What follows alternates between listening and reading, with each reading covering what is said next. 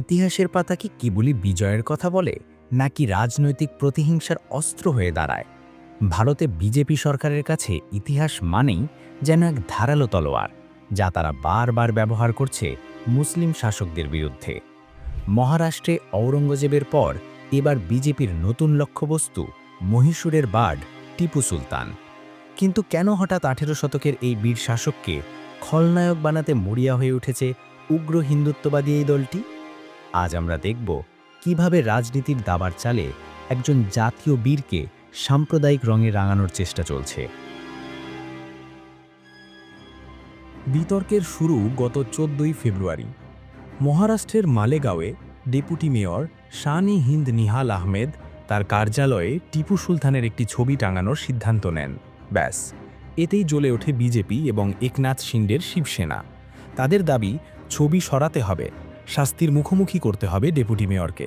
ঠিক একই দিনে কংগ্রেস নেতা হর্ষবর্ধন সবকাল টিপু সুলতানকে তুলনা করেন মারাঠা বীর ছত্রপতি শিবাজী মহারাজের সঙ্গে।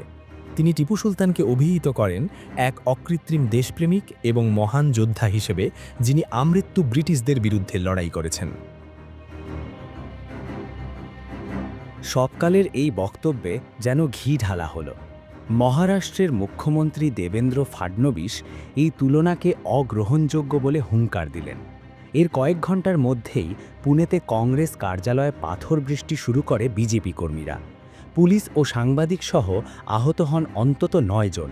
অথচ মজার বিষয় হলো, আজ যারা টিপু সুলতানকে গালি দিচ্ছে, একসময় তারাই তাকে সম্মানের আসনে বসিয়েছিল। ২০১৩ সালে এই বিজেপি নেতারাই মুম্বাইয়ের একটি রাস্তার নাম শহীদ টিপু সুলতান মার্গ রাখার প্রস্তাব দিয়েছিলেন। এমনকি বর্তমান মুম্বাই বিজেপি সভাপতি অমিত সাতম নিজেও এই প্রস্তাবের সমর্থক ছিলেন।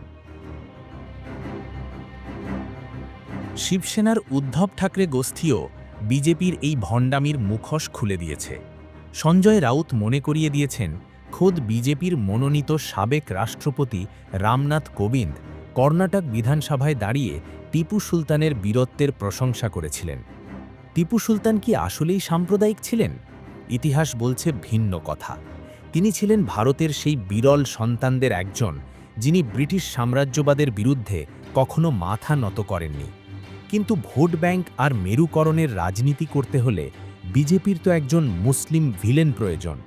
আর সেই প্রয়োজনেই আজ মহীশূরের বাঘকে খলনায়ক সাজানোর এই নোংরা নাটক।